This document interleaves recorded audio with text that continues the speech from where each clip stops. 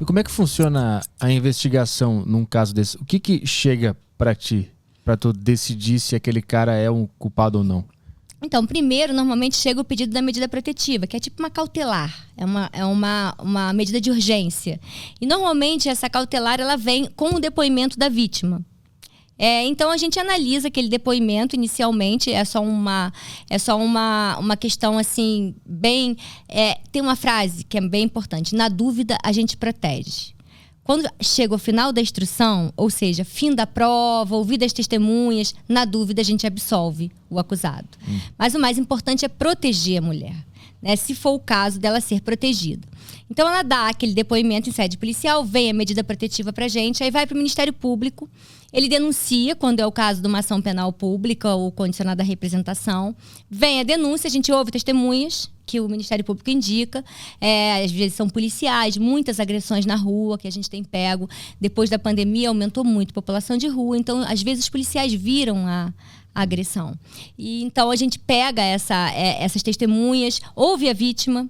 Existem casos em que a vítima se mantém em silêncio.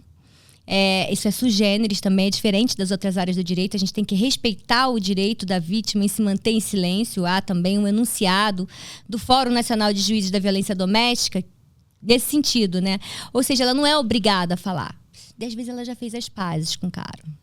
E ela não quer contar. Ela não quer incriminar o cara. Às vezes aquilo foi um episódio isolado.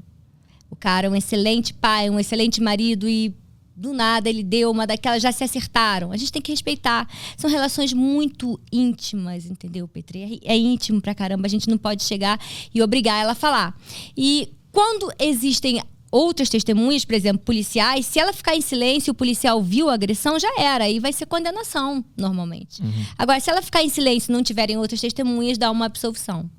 E mesmo se ela se arrepender e não quiser mais fazer aquilo, vocês podem tocar o processo. Sim, ela não, e condenar o cara. nas ações penais públicas incondicionadas, a lesão corporal, por exemplo, na Maria da Penha, ela não pode se arrepender. O máximo é dado ela ficar em silêncio. E são muitos silêncios. Mesmo que ela peça para tirar a ação contra o cara, não pode. Porque a ação é penal pública. Então existe um princípio chamado princípio da obrigatoriedade. O Ministério Público é obrigado a denunciar.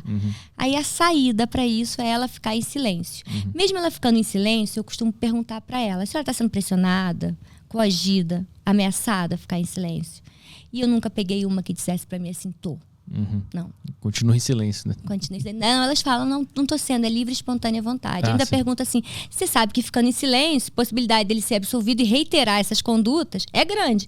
Mesmo assim, quer ficar em silêncio? Se ela disser sim, eu termino o depoimento aí. E são muitos casos em que elas ainda não têm a coragem, ainda não saíram do ciclo da violência, ou porque então o fato é um fato realmente isolado. São relações muito íntimas. Eu nunca tive no juízo que tanta gente passasse mal. As pessoas passam mal, porque as emoções muito afloradas, então de vez em quando passam um mal lá no corredor. Eu nunca tinha tido essas experiências assim, tão constantemente, mas é uma coisa que mexe com a pessoa, né? Muito com o interior da pessoa. São o amor e o ódio, né? Eles caminham juntos. É uma loucura. E já aconteceu do processo chegar até o final e ver que o cara não era culpado? Sim. Não são a maioria dos casos. Mas existem, efetivamente, casos em que a gente vê que o depoimento da vítima, às vezes, pode não casar com o que tá igual aquilo que ela prestou em sede policial. Às vezes ela diz que ela tomou um soco no rosto e a lesão é no dedinho do pé, se é que é a lesão.